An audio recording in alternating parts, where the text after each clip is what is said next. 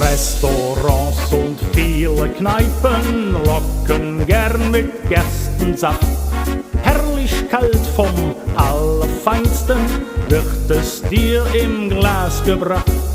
Voll Erwartung, feste Züge, trinkst du rasch dein Bierglas leer.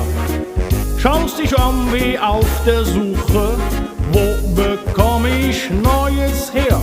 Kein Kellner ist in Sicht. Der Gast nun lauthals spricht: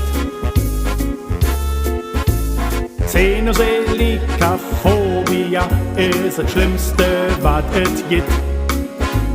Xenoselikaphobia wird man nur ganz selten quitt. Xenoselikaphobia kennen wir in Köln nicht.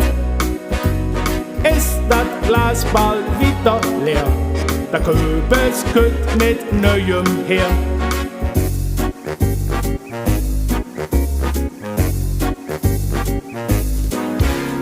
Letzte Woche fuhr ich dann mit meiner Liebsten an die Aar. Eingekehrt in ein Lokal, hier gab es Wein und Bier sogar. Einen roten für die Süße, gerne nehme ich 3 Bier.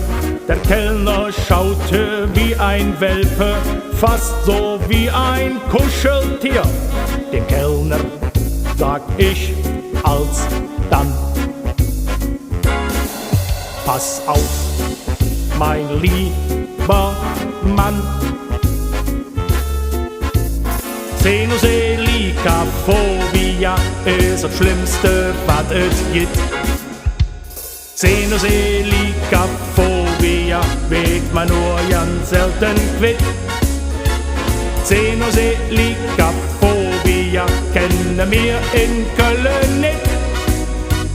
Ist das Glas bald wieder leer, der Köbes könnt mit neuem her.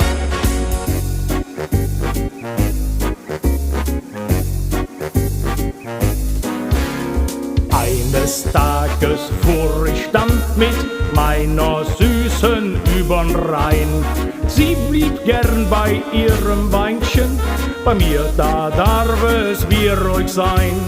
Beim Kellner einen Kranz bestellt, zog es ihm Falten ins Gesicht. Bis heute hab ich das Gefühl, er verstand mich nicht. Dem Kellner voll mit Frust sang ich mit stolzer Brust: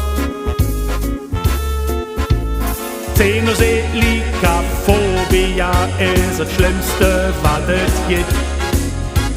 Xenoselikaphobia wird man nur ganz selten quitt. Xenoselikaphobia kennen wir in Köln nicht.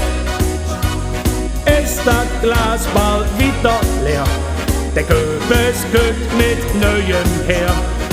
Ist das Glas bald wieder leer, der Köbes könnt mit